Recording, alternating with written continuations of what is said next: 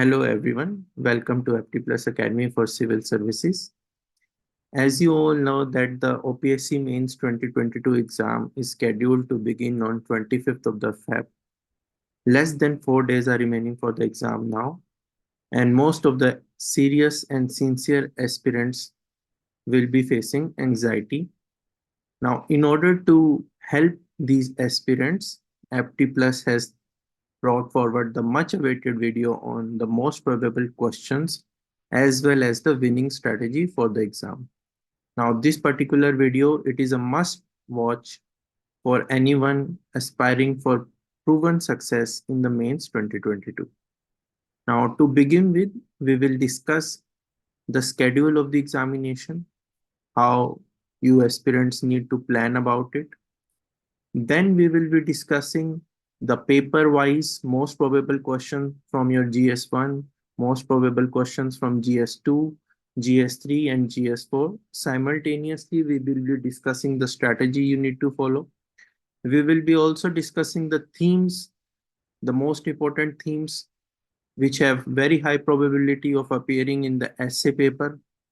We will be touching upon the strategy related to your qualifying papers. We will be also discussing a little bit about how to approach the optional papers. Finally, towards the end, we will be discussing the do's and don'ts related to this examination. Now, without wasting any time, starting with the schedule of the examination.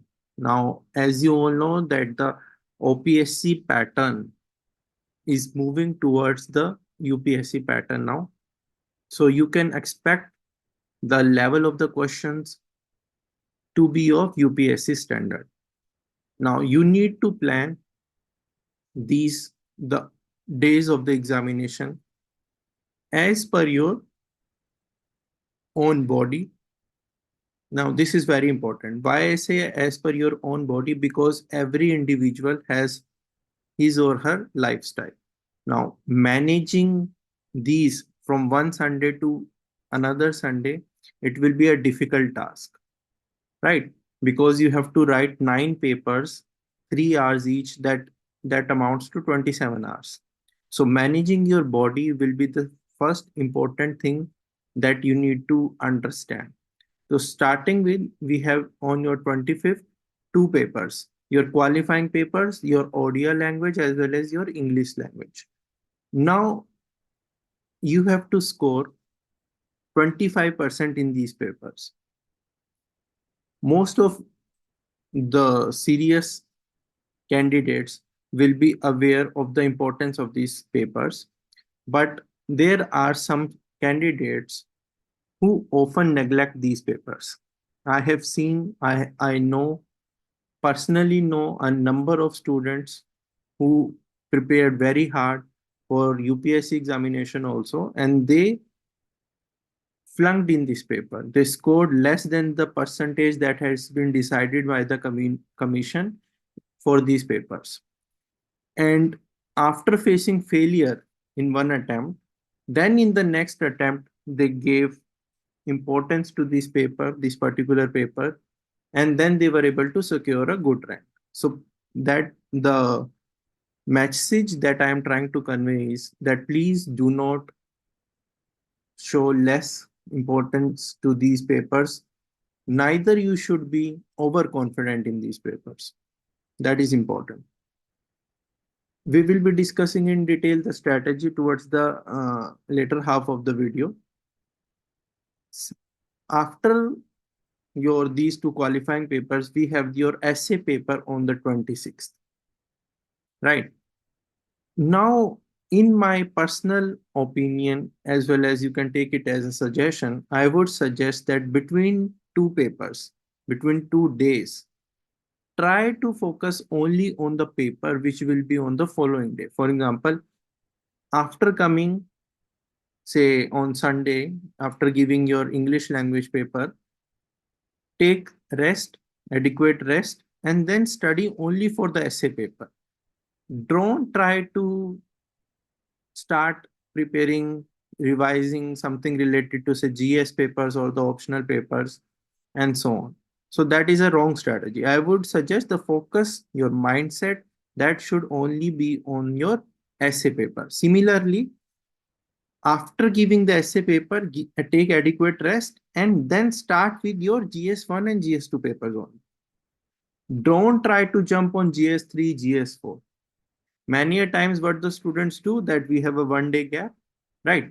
So let's study GS3 and GS4 on, say, the 26th. On 27th, we will shift to GS1 and GS2. In my personal opinion, your mindset should be on the papers which will be following on the next day.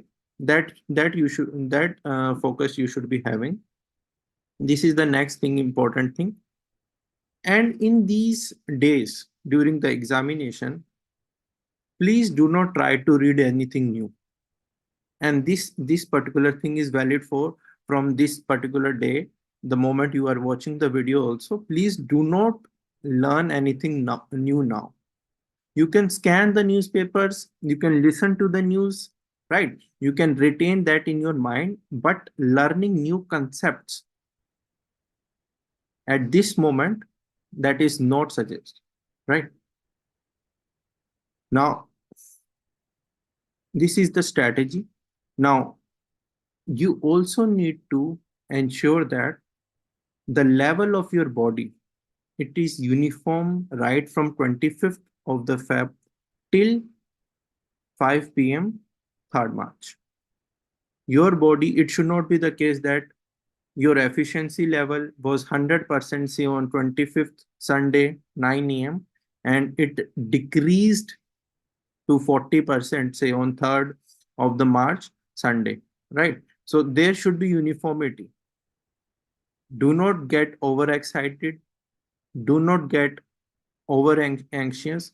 See, you are a human, so anxiety would be there. If you have prepared well, you are a sincere, serious student, so there would be a certain level of anxiety, but don't let it hinder your mind. Don't let it hinder your performance. That is important. For this, I would suggest take adequate rest, have proper meals, maintain a proper sleep cycle. Ensure that you sleep for at least 7-8 hours, right? And in these slots, 9 to 12 and 2 to 5, there should be no sleep. Rather, I would suggest you practice during these hours. Second important thing is, many a times between the intervals, 9 to 12 is your first forenoon session, and then afternoon session 2 to 5, between these two slots, the candidates tend to sleep. I would suggest please avoid that. You can close your eyes, you can meditate, you need to stay calm, right? You do not have to discuss the previous paper. You do not have to say search on social media or Google the answers. So whatever has been done has been done. That should be your approach. Another important thing is your hand. When you are writing, say you have to write 9 papers. It has been often seen that the hand with which you are writing, be it you are left-handed or you are right-handed, issues may emerge with your thumb or with your fingers. So please take proper precautions. And this is also valid for your certain candidates may develop certain feverish symptoms because they are continuously writing. Certain candidates may develop headache. So I would suggest ensure that you have proper medication in place, right? These are temporary things because our body does not have the habit of continuously writing, continuously having concentration for 27 hours. So please uh, proper take proper care of all such things. Now coming to we will be discussing the strategy, paper-wise strategy, as well as the most probable themes or the questions for the GS papers followed by the essay paper. Now, starting with your GS1 paper, the first you can say the subject or the subheading that has been mentioned in your syllabus is Indian heritage and culture, as well as the Odisha heritage and culture. Now, if we take learning from the UPSC exams of the past years, there is a trend. There is a trend that UPSC follows. And since why I'm talking about this, because now the OPSC is trying to emulate everything which UPSC has been doing. So on the expected lines, what the UPSC does is they have a syllabus. Okay, they have a syllabus. In the syllabus, for example, hypothetically, you consider that the syllabus has 20 subheadings. For example, on your screen, you can see 6 subheadings you can see. Now, what UPSC does is they pick one subheading and they frame a question on it. Now, if you visualize the past GS1 papers of UPSC, they are doing the same thing. From every one topic or theme of the paper, they are making a question out of it, right? So you should be prepared. You should make sure that each and every word mentioned in the syllabus, you have at least 250 words to write upon it. Are you getting my point? For example, temple architecture of Odisha. So you should have 250 words. And when I say 250 words, I do not mean to convey that generalized content. I mean to convey that you should have solid specialized knowledge, 250 words on this particular topic, right? Similarly, the socio-cultural development in Odisha, you should have for each and every word that is mentioned in the syllabus. If I say, please, dear student, write 250 words on this particular topic, you should have 250 words that reflect you have a specialized knowledge on that particular topic. And you should also know that it is specifically mentioned in your syllabus that superficial knowledge, you won't be awarded any marks. For any superficial answers, generalized answers, you won't get any marks. That this line is mentioned in the syllabus. Now, here, out of these topics, right, I have selected certain important most probable questions. Now, the first one is related to your Audia language.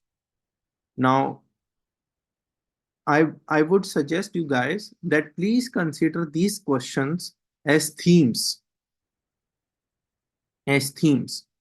When I say the question is on Audia language, you need to understand that this particular theme of Audia language, it is very important from the examination point of view, right? So when I say that this particular question has high probability of appearing in the exam, I convey that my message is that this particular theme has high probability of appearing in the exam.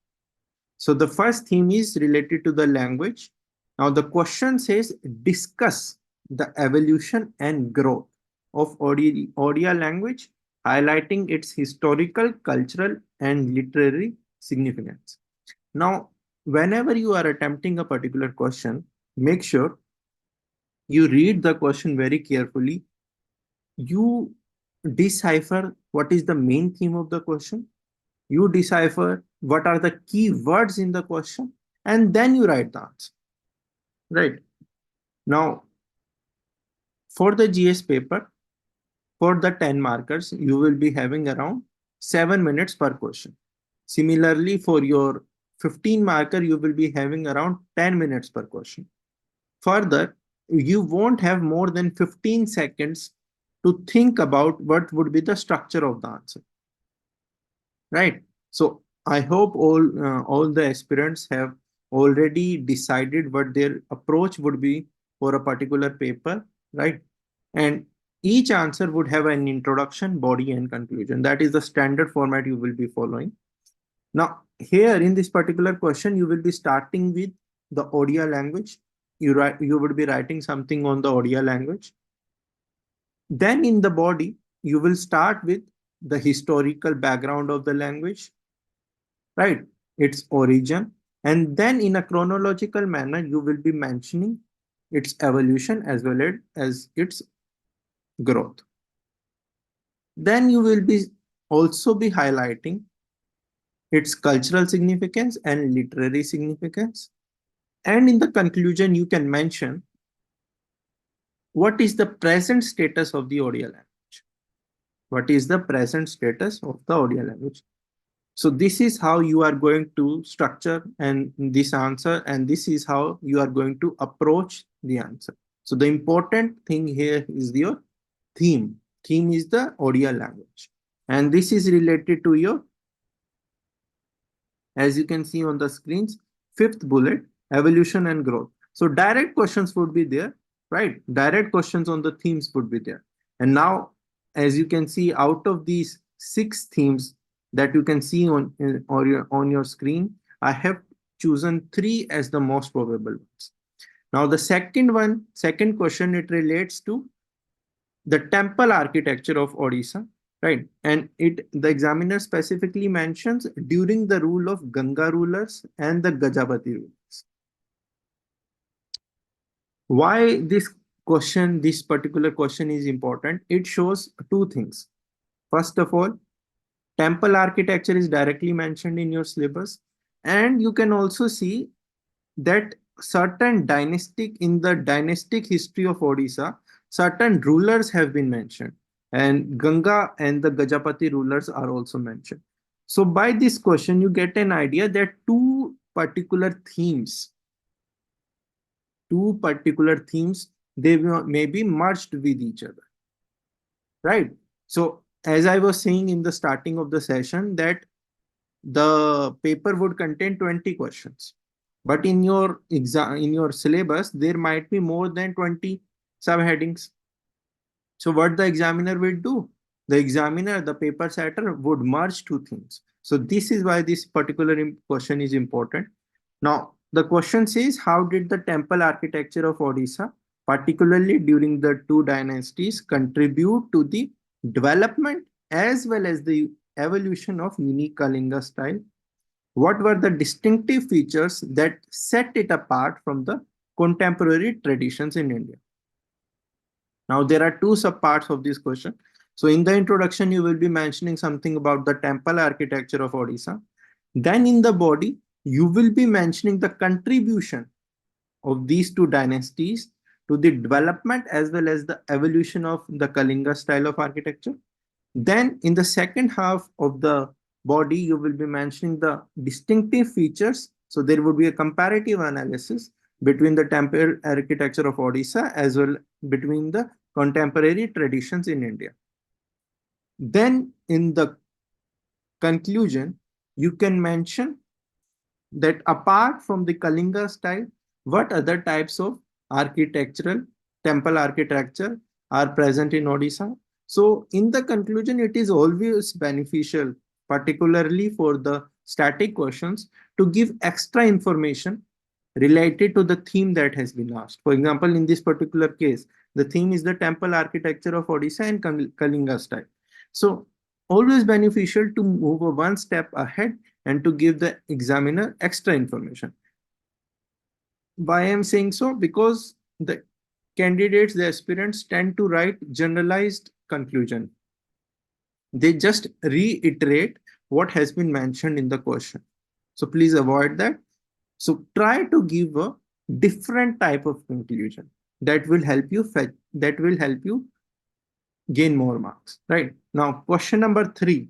Now, this particular question says, examine the multifaceted role of diverse regional traditions in Odisha's cultural heritage, right?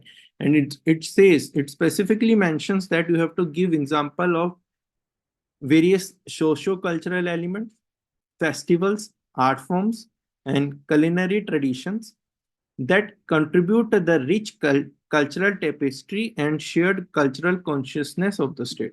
So reading this question, it took me a lot of time. After reading the question, you have to understand it. Then you have to decipher what is the main theme, what are the keywords, and then you have to write. Plus, it is a 10 marker only. 7 minutes you have. So all these things you have to do. Your brain should be, your mind should be now in this position that all these things are happening simultaneously. It should not be the case that you wrote one answer, you wrote the first two answers, then you took a pause of say 2 minutes and then you are starting. No, you won't get time. Your hand should be continuously writing and writing. Okay. Now, what the question demands? The question is on, as you can see in the previous, the regional tradition of the Odisha festivals. So the examiner says we need to reflect upon the diverse regional tradition of Odisha. Okay. For example, southern region has certain traditions because of its geography. Similarly, eastern part has certain traditions, etc.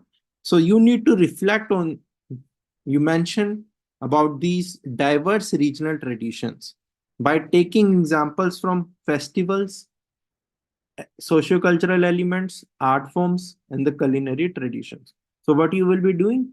In the introduction, you will be mentioning about the regional traditions of Odisha in general. Then in the body, you will be making subheadings. You will be dividing the body into various geographical regions because the question says it is basis of different region. So the question asks you to comment on different regional traditions. So you have to make subheadings according to the region. And under each subheading, you will be mentioning points on each one of these. Right. Then in the conclusion, you can mention how they collectively contribute to the present cultural heritage, cultural consciousness of the state. Right. So this is how you are going to approach this particular question. So what we can learn from whatever I have discussed till now? First of all, that each and every word of the syllabus is very important. You can expect a question out of it. Second, each question has to be attempted in a proper structured manner, introduction, body, and conclusion. You have to read the question very carefully. You have to decipher the major theme. Then you have to decipher the keywords, divide the answer according to the keywords, and finally give a conclusion. Mention some extra information in the conclusion, right? Now, second part is your history. Your GS1, it has a very large volume of syllabus.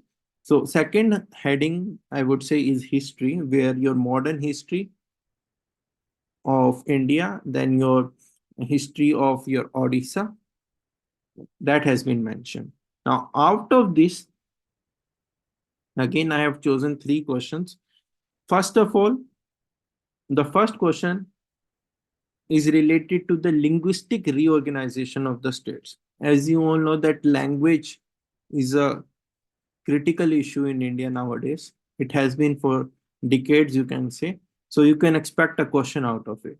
So the question says, discuss, examine. The examiner wants us to examine the evolution, challenges, and implications of the linguistic reorganization of the Indian states post-independence, with special focus on role of the SRC, the State Reorganization Commission.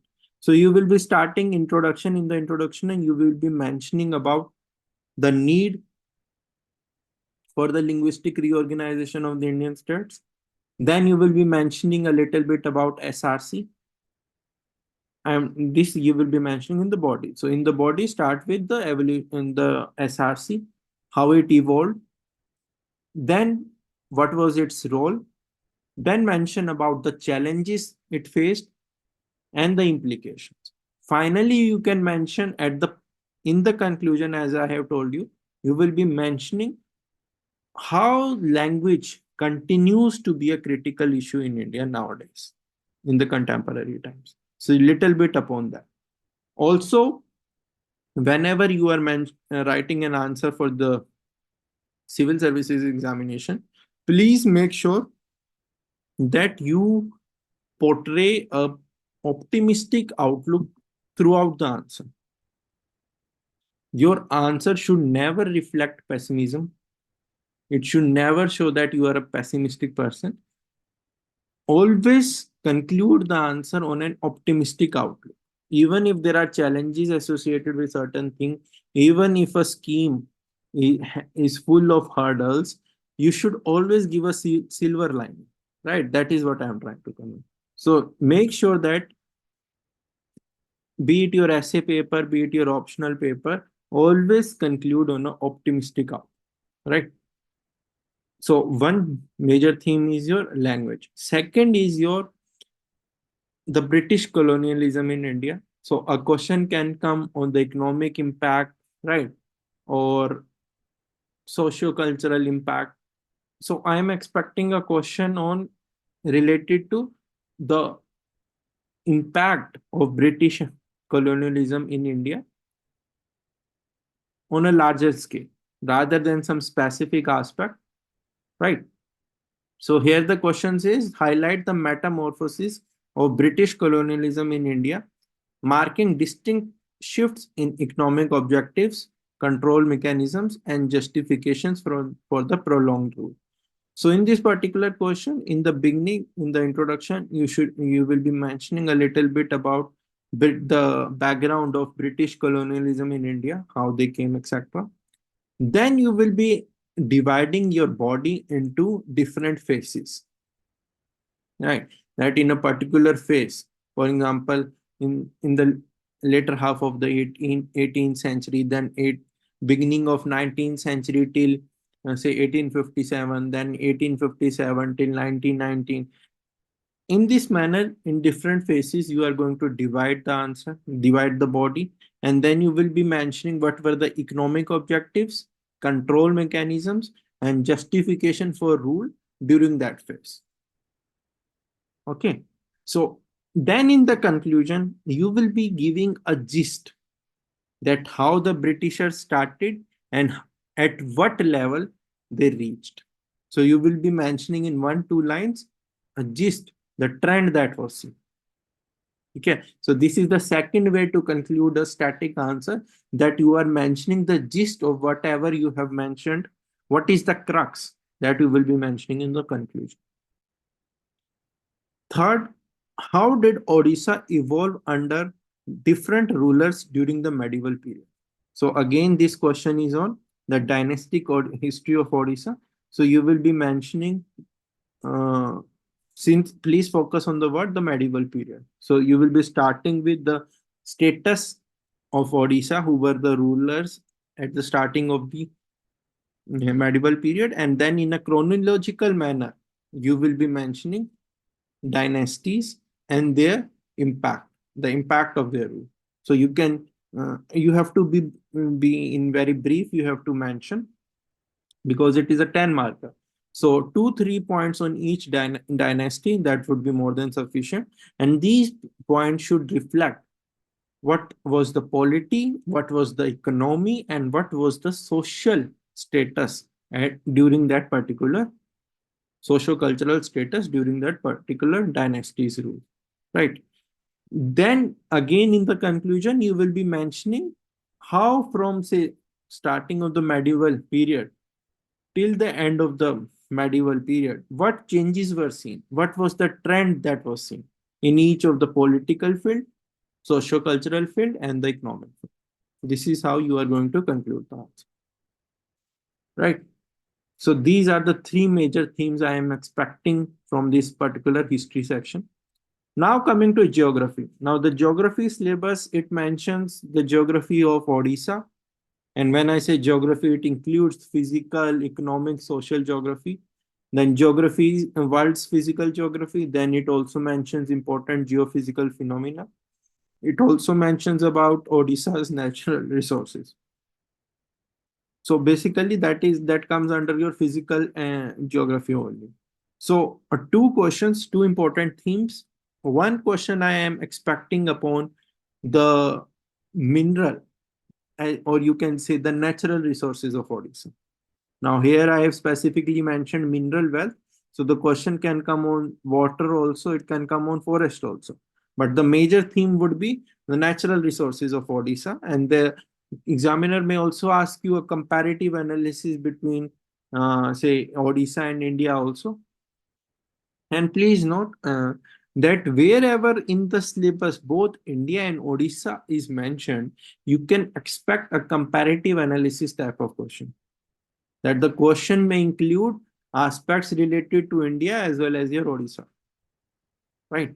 So here in this question, in geography based question, it is always beneficial to draw a map. Right. So here it specifically mentions give an account of the geological distribution. And please note there is a difference between geological distribution and geographical distribution. Right. So you should know the difference between the two. And when you are showing the geographical distribution of any resource, it is always beneficial, whether it has been asked for India, whether it has been asked for Odisha, please draw a map. You should have a rough idea of how the Odisha map looks like. You draw, and then you show the distribution of the various mineral resources. And this is valid for forest resources, also water resources. So map would give you an extra edge. So if you were getting say 5 marks out of 10, drawing a map, a correct map, would take you towards 6.57. But if you draw an incorrect map, you may end up getting 2.5 also. So please make sure that you draw a correct map. The second theme here is your climate change, the changing weather pattern, the changing rainfall patterns. So here the question is on monsoon. It says that the significance of the monsoon season for India and analyze the fluctuations absorbed in the Indian monsoon on an annual basis. So let's discuss the first part firstly. So you have to mention in the introduction about the monsoon.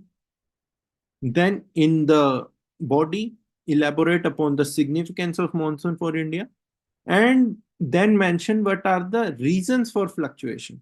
First mention what fluctuations are being seen, and then the reasons for the fluctuations.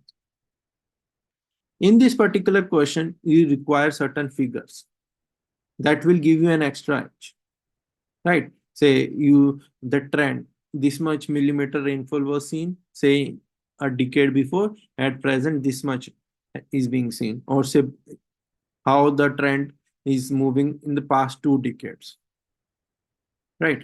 The second says necessity for a comprehensive insurance scheme. So here, first of all, the need, you will be mentioning the need for a scheme. Then you will be mentioning, are there any existing schemes catering to this?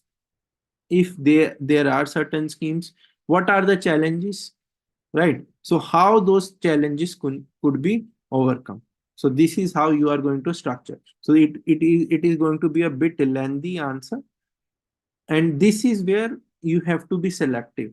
You have to be selective in the sense you will be giving only the main points. Generalized points you will be avoiding in this particular answer, right? Now coming to the society portion. Again, most of the syllabus, there is overlap between India and Odisha. So in this particular society portion, first I have chosen one theme, that is your tribal communities in Odisha, how they are classified. Now, if you see the syllabus, there is a topic, distribution and growth of the tribes and tribal population in Odisha. So I expect a question from this particular. And then the second theme that I expect is urbanization. First theme is your tribal communities. Second theme is urbanization and challenges associated with it. Now, this urbanization related question, it can be specific to India. It can be specific to Odisha also. Odisha has been witnessing a number of urbanization related challenges such as waterlogging during the rainfall, rains, etc. So the question can be framed in both. The majority of the answer as well as the theme would remain the same. Okay. Now the first question says, so in the first question, you will be mentioning about the status of tribal communities in Odisha. Then in the body, you will be making subheadings. You will be classifying according to the linguistic, economic parameters and the cultural parameters. Then you will be mentioning the impact on societal roles and interaction. In the conclusion, you will be mentioning how the tribal communities influence the present contemporary socio-cultural profile of Odisha. Right. In the second question, you will be mentioning the urbanization status of India and the challenges that India is facing due to that. Then you will be mentioning, now if this particular question was there in your paper, now most of the students, if they are not well read, they won't be able to attempt this question in a correct manner. They will start beating around the bush, in the sense the question requires specialized knowledge on the experience of Singapore and Brazil in tackling this urbanization problem. Okay, so these particular question requires you to have case studies on these two countries. So if you do not have the specialized knowledge, you won't be able to attempt this question. Okay, why I have mentioned this particular question is there are two reasons. First reason, that you need to mention case studies in your paper. If you want to get extra marks, if you want to have that edge, make sure that your paper, your answer you are writing, it contains case studies, examples, facts and figures. It should be there. Generalized answer, every average student would write. But what will make your answer different from others? What will help you cross that threshold is your creative linkage. And by creative linkage, I mean case studies, examples, right? Facts and figures, data, all those things. Second, you need to, in a paper, say the GS paper has around 80 questions. I'm assuming that each paper has 20 questions, but GS4 may have less number of questions, say 17. So assume that there are around 80 questions. There might be a case that you see a particular question, the theme of which you have never heard of.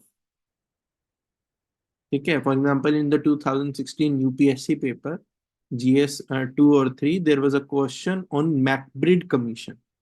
Okay, discuss the major recommendations of the McBride Commission. Full stop, 10 marks. Now, what the students will do, they will start writing, because all the faculty members, every mentor, they suggest that we have to attempt 100% of the paper. Correct. We have to make sure that we attempt each and every question. But there might be a case where a question is totally out of the box. It is always beneficial to leave such a question. Please avoid, if you do not know anything about a particular question, any theme, it is better to avoid. Now, there are two benefits of it. First, the examiner won't get irritated. Okay. Second, it will save your energy, it will save your time also. You are writing, say, 150 words, beating around the bush, and you end up getting a 0. You could have written other answers in such a manner that if you were to get, say, 3 or 4 in this particular question, you are half in 6 other questions you are getting. So always maintain this approach. Do not get disheartened. Convince yourself that you are a very well read student, very well read aspirant. And if I do not know, then 99% of the candidates won't be knowing.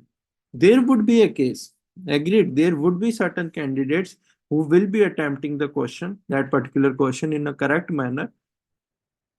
But 99.9%, I would say, wouldn't be attempting that question in a proper manner. So it is always beneficial to leave that question. And there won't be, say, out of, if there are 77 questions in your 4 GS papers, at most 1 or 2 questions would be of such kind, at most. And that is also rare, right? So moving ahead, now coming to the GS2. Now GS2, governance, polity, and constitution. In GS2, certain suggestions. Make sure you are aware of the constitutional articles. First thing, your answer should reflect your knowledge of constitutional articles. Second thing, your answer should reflect your knowledge of the Supreme Court judgments. Third thing, your answer should reflect the knowledge of your commissions, Law Commission, ARC, then there are commissions like Pucci Commission, all those, right? Then the suggestions, if there have been asked certain measures for improvement, etc., it is always beneficial to give recommendations of certain committees, commissions, or your parliamentary committees, etc. Right? So make sure your answer reflects your constitutional knowledge, knowledge of your Supreme Court judgments, and the knowledge of various reports, commissions, committees, etc. Without these things, your answers would be incomplete. They would be generalized in nature. Now, starting with what are the major questions expected. Now, one question you can expect on the Indian Constitution in general, the basic theme of the Indian Constitution. It may be the evolution of the Constitution. It might be related to preamble. It might be related to the ideals of the Constitution. So you can expect one question out of it. You can expect, for example, a question on the amendability of the preamble. You can expect a question on the secularism, the secular aspect of the Constitution, or you can expect a general question. Like it has been mentioned, you can see on your screens, the influence of the Indian independence movement, colonial legacy, and social diversity on the framing of Indian Constitution. Second, very important theme you can expect is PRI. The PRI, the status of PRIs in India and in Odisha, their functioning. And this particular question requires data. It requires specific data. First of all. Secondly, it requires case studies. So you should be aware of certain panchayat in Odisha which have done very well work. Panchayat in Odisha, India at the national level, which have done very good work, right? So you have to mention that the status of implementation that should be in the form of figures. You have to provide the data. So PRI theme, second, very important. Third, a question related to civil services. I have specifically mentioned second ARC because many a times the examiner may straight away say, what were the recommendations of this particular committee? Okay. Also, I want to highlight the importance of these ARC reports, the recommendation of these ARC reports. When you write, when you are mentioning these reports in your answer, it gives you an edge. Okay. So the basic theme is civil services, their role in the Indian democracy. Now, if this question would have come in the paper, how would you have attempted? First of all, you should have the knowledge what recommendations the ARC gave. Okay, so start with the evolve and how the role of civil services has evolved in the Indian democracy. Then in the body, mention the recommendations. And it has specifically been mentioned that recommendations with respect to the evolving role. So your focus should only be on that. Then you have to analyze these recommendations, the status of their implementation, because the keyword is examine. So the status, what are the challenges, and finally the way forward. Okay. Fourth question, it says the concept of e-governance. So a question will definitely come on e-governance in GS2 paper. So in such a questions, always start with the definition of e-governance. Now it says highlight its significance beyond the mere adoption of technological advancement. Now, what does this mean? Beyond the mere adoption. So you have to highlight how data, how e-governance empowers the citizens. It politically empowers the citizens, economically, socially empowers the citizens. Okay. Then you will get an hint what the examiner is pointing out. If you read the second part of the question, it says the critical role played by the use value of information. It is often said that data is the new oil. Why it is said? Because of the use value of data, how the data can be used for various purposes.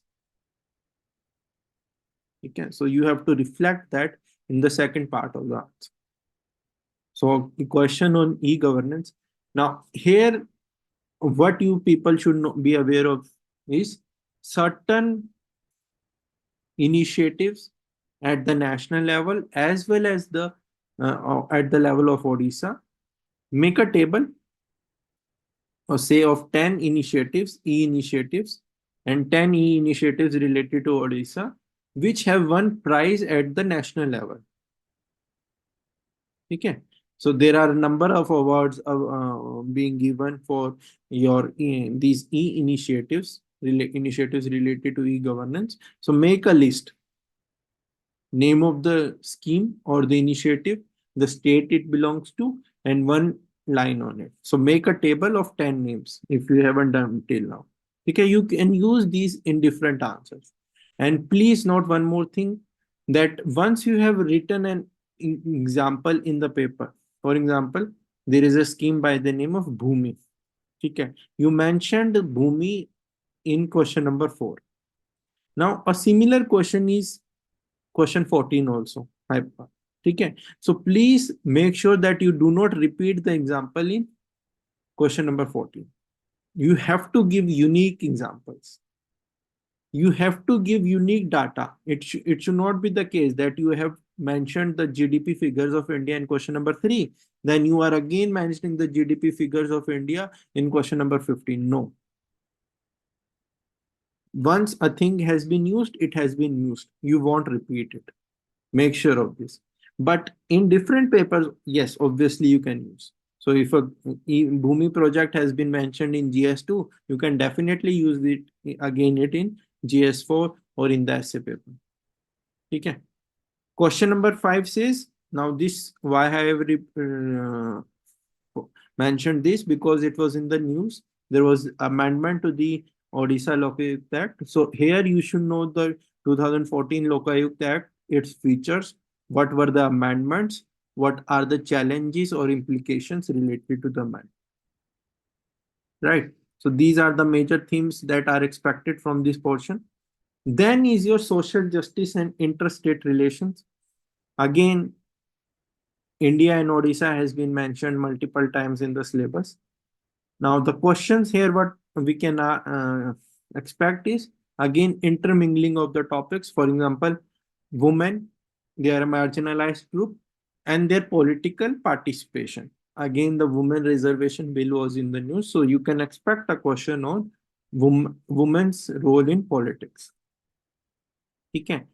Now, if the question comes women's low participation in Odisha politics, so you need to know the figures. What is the percentage in the state assembly, percentage in the PRIs, urban local bodies, etc., etc. You should have the data with. Okay. Then you should, it mentions what steps have been undertaken. So you need to know the schemes, if there are certain schemes, right? So you should know those names. This is the first theme. Second theme is related to the disputes. So Odisha, the coastal state, it has a number of rivers, interstate rivers flowing through it. It has land border dispute with a number of states. So a question is a given that it will be coming from this particular field. Okay, so I have mentioned the interstate border disputes, and when I say interstate border disputes, I mean to say you will be including your land border dispute also, as well as your water sharing dispute also. And what is the significance of cooperative federalism? The theme that the present regime at the center has been advocating for the past 1 decade, cooperative federalism, right? So question can come on that. Then, as the syllabus mentions, the government interventions for development in various sectors. Okay. So out of this, I have framed a question.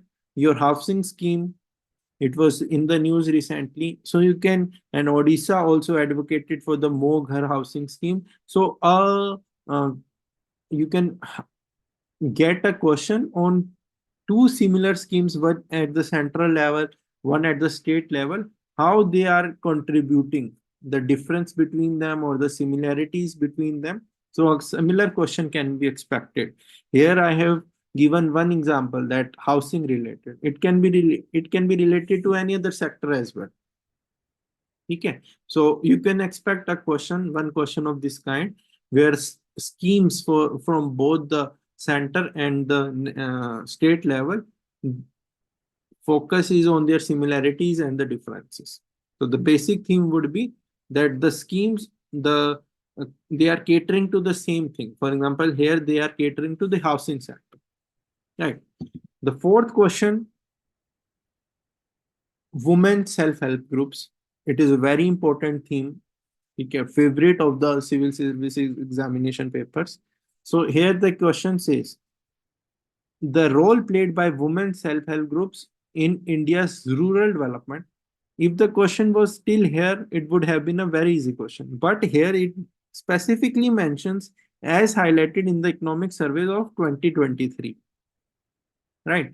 Now, a similar question can also come related to the Odisha's economic survey. So if you have not followed the gist, Aptiplus gave a gist of the Odisha economic survey. So that economic survey is very beneficial, especially for your GS3 answers also. Okay. So question can come, as I said, I told you about the UPSC McBride Commission, second ARC recommendation. So the examiner is focusing on a specific aspect as per this committee, as per this commission, as per this report. Okay, so you can expect one question of this kind, where the focus is on that particular committee only. The question may come, what were the recommendations of the MS Swaminathan Commission on MSP? So that is what I'm trying to convey, that the focus is on one particular commission. So you can definitely expect, again here, women SSGs in India as well as Odisha, you should have the data. What the number of SSGs, their contribution, how the indicators were prior to the SSGs and after SSG movement, what the indicators are. So you should have this particular data. Last question that I have chosen is on your caste census. So one question on caste. I have chosen caste census because it has been in the news that whether there should be a caste census in India. Okay. So a nationwide, then we have also our census pending. There were discussions related to the NPR and all such issues. So a question can come on this caste census. Now, important thing to note here is that our answer should not reflect our political ideology. Neither it should reflect our background. Background, by background, I mean to say whether I belong to a general category, I belong to SC/ST category or OBC category. Our emotions should not be reflected in the answer. You should be seen as a neutral candidate. You should be seen as a student of constitutionalism. You should be seen as someone who follows the Constitution of India as his or her religion. So that is important. That is the thing that I wanted to highlight in this particular question. right? So these are the major themes that are expected in your GS2 paper. Now coming to GS3. GS3 again has around 5 subtopics, starting with science and technology. So in science and technology, you can expect one question on, say, artificial intelligence, and second question on genetics and genetic engineering. Here I have mentioned deep fakes because deep fakes were in the news. So this is specific question. Now the question can be on the ill effects of artificial intelligence per se. Okay, or ill effects of the technology can also be asked. In second question, I have mentioned about the recombinant DNA technology. So again, I have combined two things. One is your genetic and genetic engineering, and second, COVID was there. So this genetic engineering was really beneficial during the your COVID vaccines, in the making of the COVID vaccines.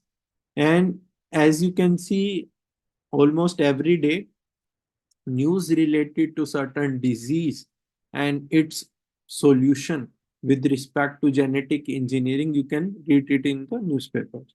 So a question can come on recombinant DNA technology in particular, or genetic engineering in general, right?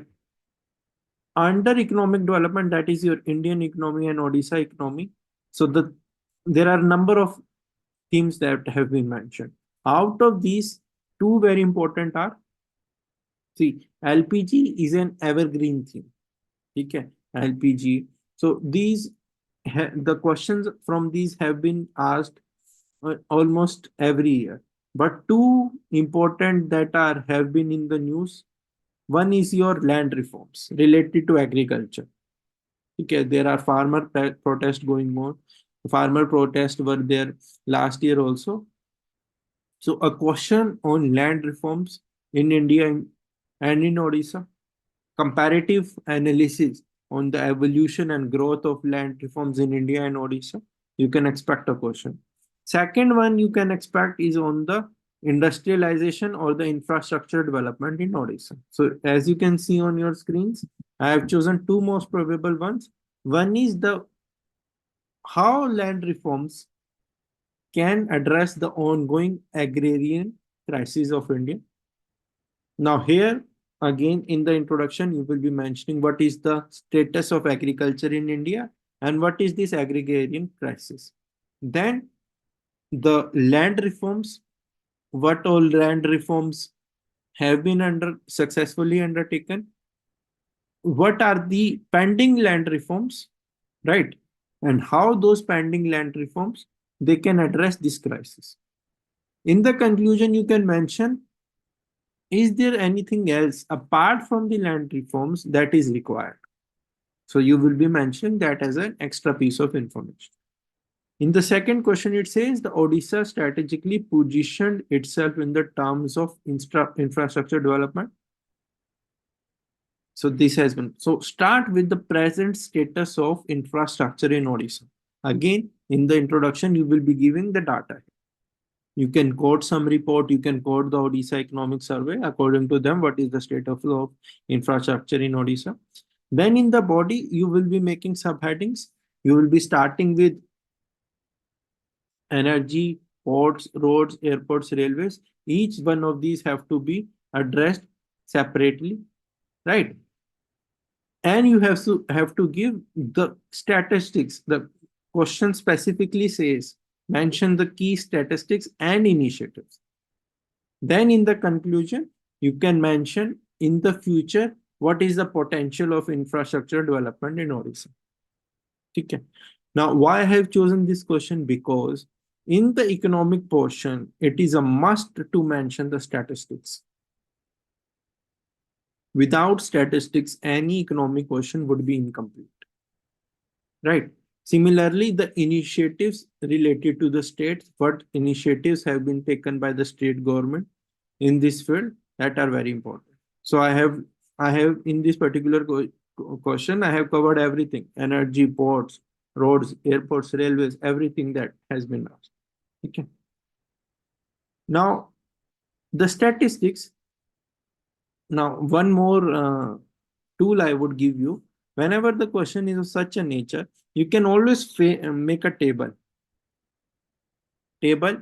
where in the one column you will be mentioning the parameter, okay, parameters, and in the remaining columns you will be mentioning energy, ports, roads, airports, railways, etc.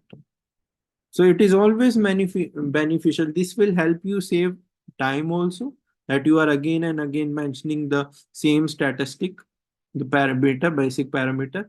Also, it will help you save space. It will also look attractive. It will break the monotony in the sense you have been writing paragraph, bullets, paragraph, etc. So it will break the monotony also. Okay. In the economic section, it is also beneficial to draw graphs. If the question is on GDP growth. So if you want to show a trend, it is always beneficial to show a trend on the graph. But make sure the graph shows what is on the x-axis, what is on the y-axis, that everything that should be, the graph should be complete in every sense. Okay. Next, biodiversity and conservation. So here there are three things mentioned. One is conservation, another environment pollution, finally EIA. So I have framed three questions. Your one is your species conservation, tiger conservation, etc. has been in the news. Okay. So one question is expected on tiger conservation or on any endangered species. Second, air pollution related question is, here I have tried to correlate your geography with your environmental pollution. So regional disparity between the air pollution levels, what could be the reasons for that? So here you need to have certain geographical knowledge plus your current knowledge. Okay. Third question, G20 summit was there, then your COP summit was there. So this has been in the news, your loss and damage fund. So one question can be expected from this field, that the developing versus the developed countries on this climate change. So one this on this particular theme, one question can be expected, right? Then disaster management. Disaster management, again, one liner is there, that in Odisha and in India, so you need to know the state institutions and the policies. So I have framed the question in this manner only. If you read the first question, it says that Odisha, there has been a turnaround, successful turnaround in how Odisha manages its disasters. See, because of the geographical location of Odisha, the natural disasters are a given. But how a transformation has been seen from super cyclone of 99 to the present cyclonic events, that there have been a number of factors that have contributed towards Odisha's success. So you have to mention the schemes, infrastructure, policies, the institutions that have been set up, the forces that have been created. So all this has to be mentioned in the first question. Second question, there might be a case again where the examiner is asking you specific aspect. Now, first one was a general commentary. Second, examiner is saying the 2000 NDMA guidelines on urban flooding. Again, this is a favorite question of the UPSC that they've specifically mentioned. NDMA gave certain guidelines for this particular disaster management, urban flooding, landslide management, etc., etc. So you can expect such a question, right? So what I am trying to convey, that here the superficial knowledge won't work, and you can't leave such kind of questions. One was a McBride commission type of question, which was totally out of the box. But here, this is an important, here the thing that the examiner is asking to, you should be aware of it, the NDMA guidelines. And NDMA has not only given guidelines related to urban flooding, it has also given for your cyclone, it has given for earthquake, it It is given for your landslide. So you should be aware of certain recommendations, suggestions given by them, right? Then we have the security. Under security, there are two major themes. One is your LWE, that we can expect a question from. How, again, the Odisha has been successful in curbing this issue. Then second is related to your security challenges at the national level. Now, the challenges there are the border related challenges, cyber security related challenges, and the forces associated with those challenges. So I expect one question on your security forces. They have been in the news continuously for the past 1 year, and one question on LWE. Okay. Now that can be specific to Odisha also. That can be specific. Say you can a general question of at the India level you can expect also. I have not mentioned any question related to cyber security, etc., because again they have been appearing in the examinations again and again. Okay. But these two questions, as you can see, the first question is easy question that now Odisha has been successful in curbing this issue. But the second question, it requires specialized knowledge. As you can read, it not only says the role played by the Central Armed Police Forces and the challenges, but it also says reflect upon the recent recommendations highlighted by the Committee on Estimates. Okay, again, a specific aspect has been asked. Right. So, in number of questions, I have highlighted this thing so that you are prepared, you are mentally prepared if the examiner is giving you such a question. Okay. Now coming to the GS4. Now this is a new paper for you people. Now in GS4, there will be two sections. One is your section A, another is your section B. Please, now many students, they think that GS4 paper, it will have say 17 questions in total. Whereas other GS papers, they have 20 questions. They would think that they will be easily be able to complete this paper. This is a myth. This is the lengthiest paper of all the GS papers. Okay. Completing this paper in the given time frame is a very big challenge. Okay. So please be mentally prepared and have your approach ready that I will be completing section A in this much time, section B in this much time. Again, how to approach the questions.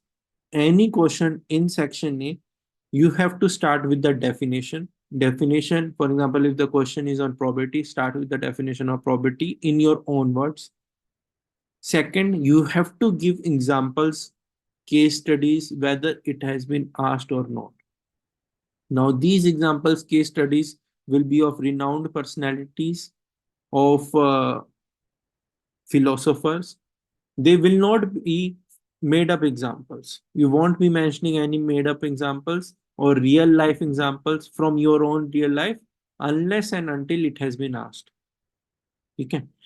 Then certain questions may ask your opinion. It is mandatory for you to mention what your opinion is. If the examiner is asking you to answer in yes or no, then you have to mention in yes, I support, no, I do not support. If the examiner is saying the question begins with you are a district magistrate, you are a HR manager, it is always beneficial to answer the question in first person.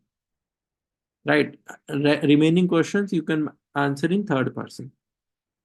Now, what are the expected questions? So you can see one question that can be expected is on the ethical values. So the contribution of different philosophers, leaders on the ethical values. This is the theme of the first question. One question that can be expected is on emotional intelligence. So it is a given that a question would come on emotional intelligence. Now the examiner may ask you the importance of EI, or he may ask you the comparison between EQ and IQ. such type of questions can come. Third question, the theme of the third question here is corporate governance. Right. So corporate governance.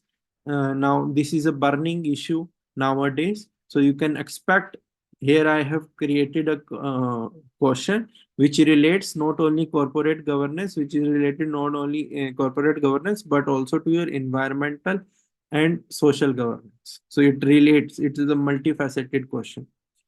Fourth question, the need to balance professional, your duties and your personal interest, or your personal life and your professional life. So you can expect one question on that. Then you can expect one question on corruption. Okay. It can be one individual related corruption. It may be a systemic corruption related question can come. Then on attitudes, a question can come reflecting upon the influence of family, influence of society, influence of your colleagues, etc. on your attitude. One question can come. Then a question can come ethics in the digital age, like we talked about your deep fakes earlier. So a question can come on ethics and technology also in the digital age. Then one question is expected on probity in governance. Okay. So how probity in governance ensures transparency, accountability, public trust. So one question on that.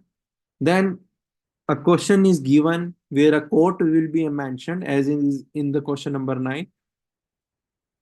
Or 3 quotes may be mentioned, and it is being asked what these quotes mean to you in the present context. Okay. So please note that you not only have to mention the meaning of the quote, but its relevance in the present context as well. This is the thing many students, they miss out. So make sure the meaning as well as the present relevance is mentioned. Again, the format for these questions would remain the same: introduction, body, and conclusion. Next, section B. Here we will be having the case studies, right? So in the case studies, the standard format would be that in the introduction, you will be starting with the case in brief. In the case in brief, you will be giving in 2-3 lines idea about what the case is about. Okay. 2-3 lines, in just 2-3 lines. It should not be the case that you are reiterating the question again. When I say the case in brief, it should reflect what you have understood about the case. Okay. Then you will be mentioning the important stakeholders. In the introduction, we are right now talking about the introduction only.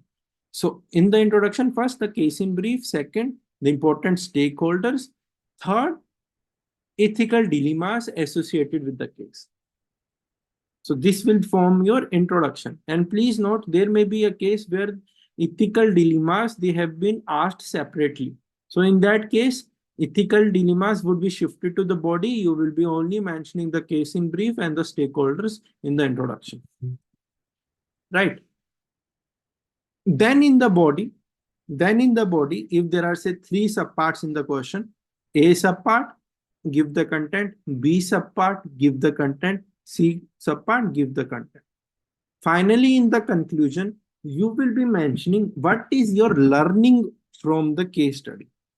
Each case study is based upon certain learning. Okay. For example, it may be on personal, again, I would say professional work versus personal life. Okay. So what is your learning? What is the crux that is emerging out that you can mention in the conclusion? In certain cases, options may be asked from you. So there what you will be doing, you will be making a table. There in the table, option number 1, that this is the option, then its pros and cons. Option number 2, this is the option, pros and cons. Option 3, pros and cons. Finally, you will be giving the best possible solution. Okay. So this is how This is the standard framework that you will be following for the ethics step. Here, as you can see on your screens, 2 case studies are mentioned. One case study is related to your Odisha tribal communities.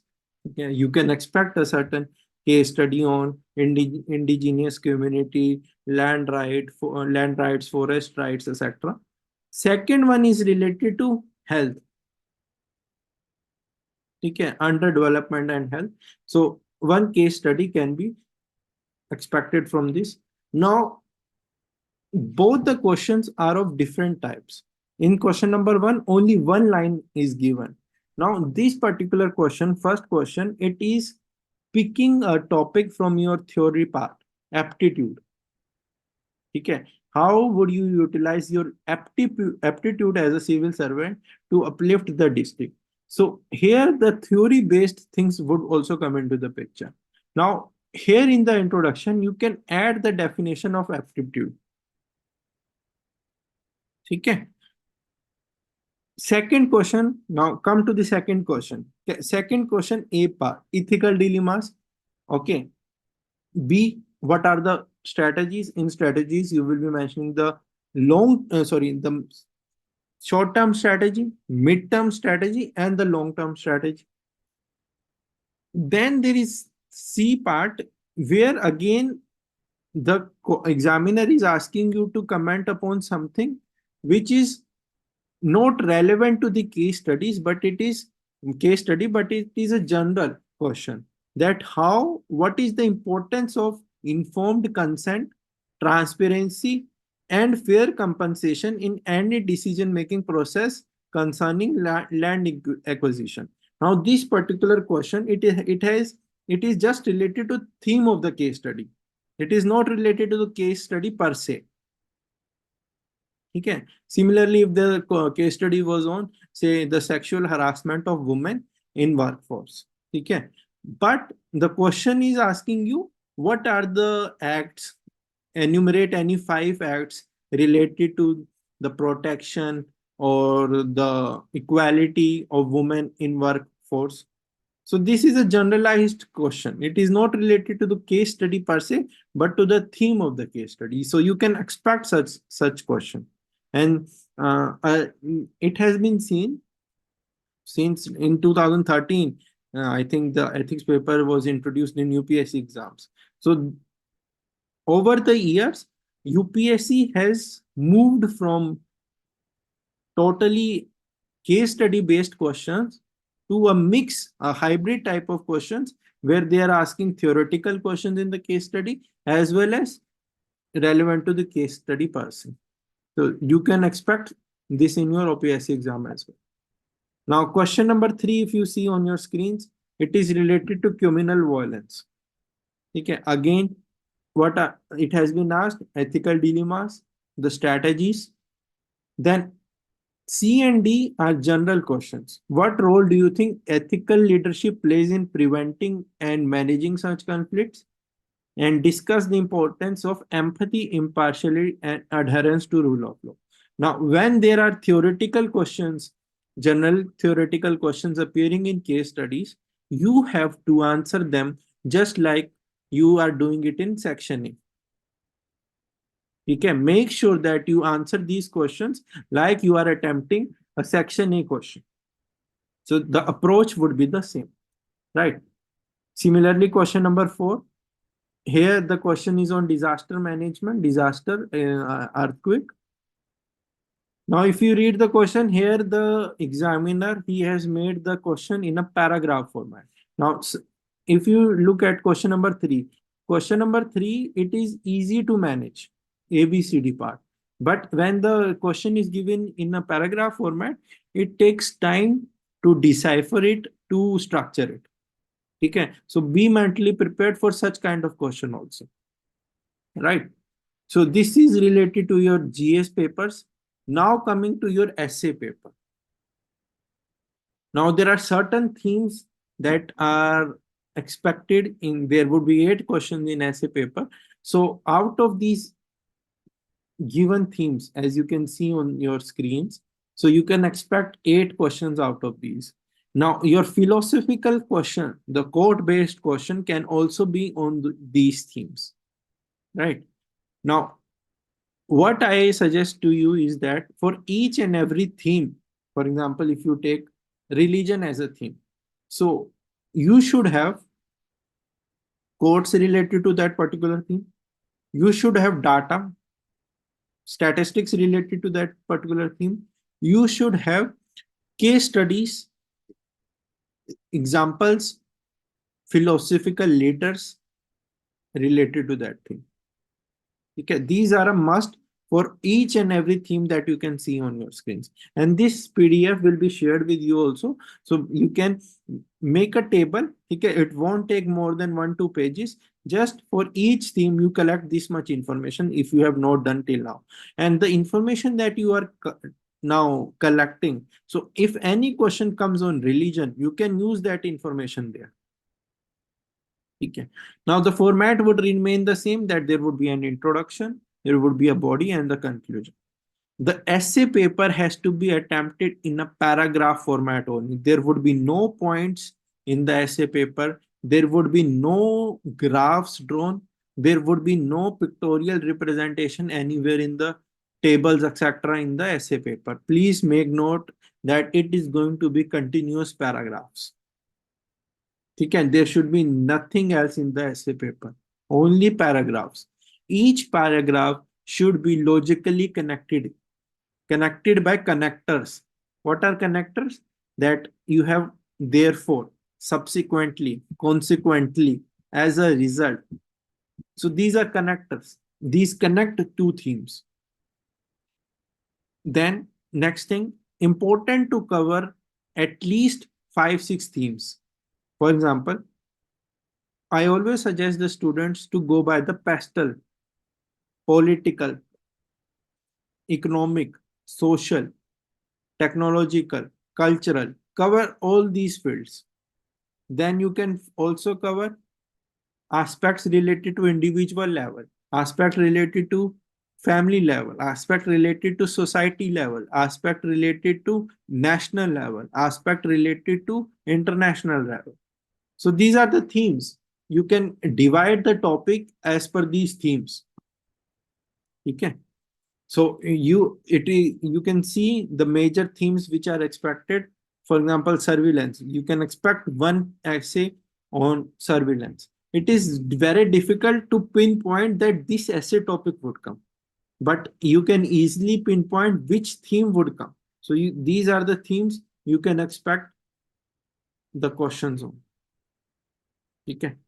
Then I also wanted to discuss a little bit about your optional and qualifying papers. In the qualifying papers, I would say, starting with Odia and English paper, prior time management is very important. You should have the idea that I will be devoting, say, 45 minutes to the essay, 20 to 30 minutes to comprehension, 20 to 30 minutes to the précis, 20 to 30 minutes to the grammar section, and say 10 to 15 minutes to translation.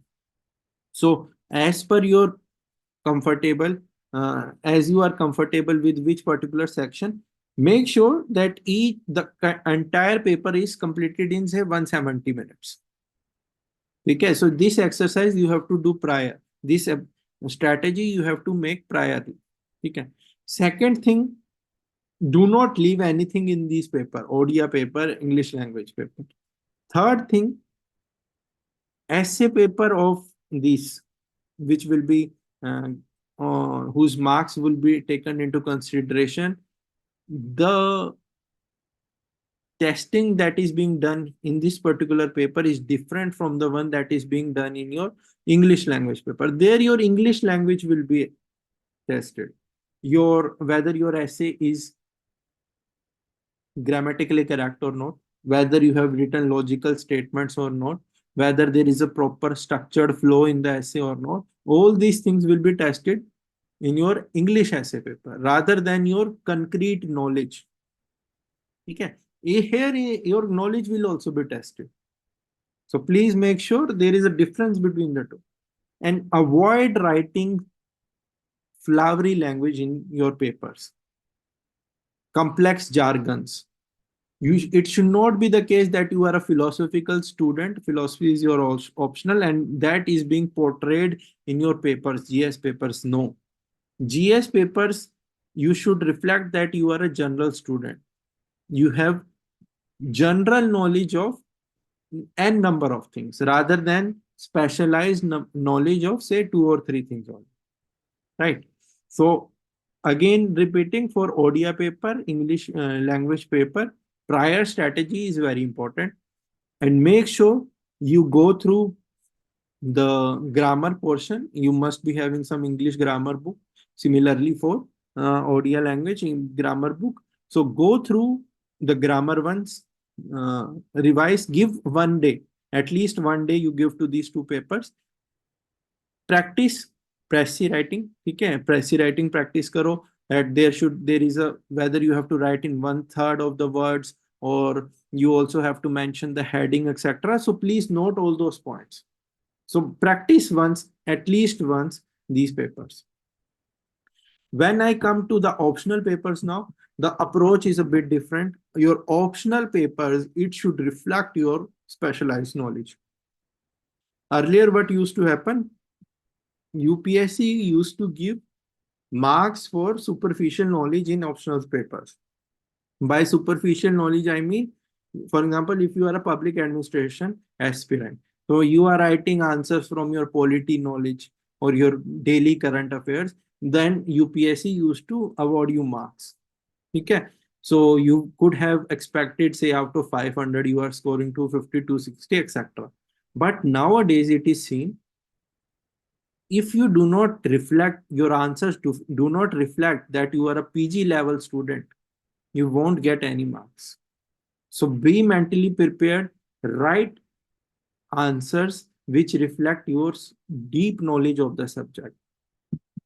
Okay, make use of thinkers. Even in your paper 2, connect paper 1 and paper 2. In paper 1, mention recent examples, connect with the current affairs. Paper 2, mention thinkers, connect the paper 1 with paper 2. Similarly, connect different topics.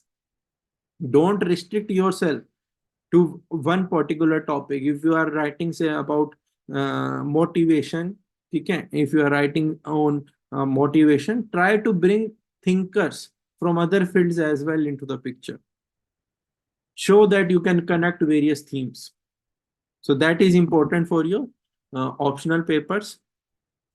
Now, optional papers, your writing should be very legible.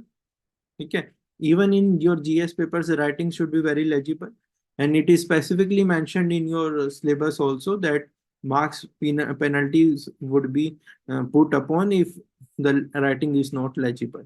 Do not write in the margins. Do not write towards the page number. You can avoid that. Now, and make sure that throughout the paper you are using one pen only. Throughout the paper, use one pen, same kind of pen. Even if the color is a blue ink you are using, make sure the uniformity is there. The examiner should not get an idea that here till here he was writing with one pen, here now he's writing with another pen. That kind of irritation should be not provided to the examiner. Now, certain useful insights, just we will quickly go through them. First, mains is like a marathon, like I said while discussing the schedule, that you have to be, your body, your mind, etc. They should be in sync with this. Follow a balanced approach in all the papers. Answers must be selectively and effectively dealt through better presentation. Selective, it should not be the case that you are writing everything. You have to write 150 words, 250 words, stick to the point. Time management. Handle the questions in a brief, concise, yet analyzed manner. And these are the traits that are expected from a civil servant. You have to mention everything, say, in 2-3 lines, crisp. And this is what is expected from a civil servant also. When you go to your superior, your political executive, he won't give you, say, 10-15 minutes to make him understand. He will quickly say, you tell me the issue in hand in 1-2 lines. So that should be your approach. Be rational, be pragmatic. Your answer should be logical, rational. In 10 markers, adhere to the word limit, balance the answers, write crisp points. In 15 markers, you need to elaborate, substantiate. This is very important, as I have been saying in the entire session. Examples, data, statistics, very important. Wherever possible, break the monotony, bring tables, bring charts, bring graphs into the picture, draw a map, all these things, they will help you gain more marks. Answer to be written with basic standard knowledge only. You do not have to reflect deep specialized knowledge. It may go against you also, right? Again, the exam requires selective, that is according to the demand of the question, organized, structured manner. Effective presentation means clarity should be there. It should not be the case that you are just throwing ideas haphazardly. That should not be the case. Structure should be there, logic should be there, a flow should be there. Now in GS1, the focus should be on objectivity, word limit will matter. In GS2, your analysis, presentation, etc. would matter. And in GS2, it is very current affairs heavy. GS3 demands scientific details. Again, GS3 would relate to your current affairs also. GS4 would, you have to answer as if you are a civil servant. So the constitution would be your religion and you have to portray constitutional values on. Essay requires that language should be simple, but clear language, no flowery language. The ideas that you are presenting, they should be to the point. Objective idea should be there, rational idea should be there. Cover at least 6 to 7 themes, right? Connect those themes. It should not be that they are disjointed in manner.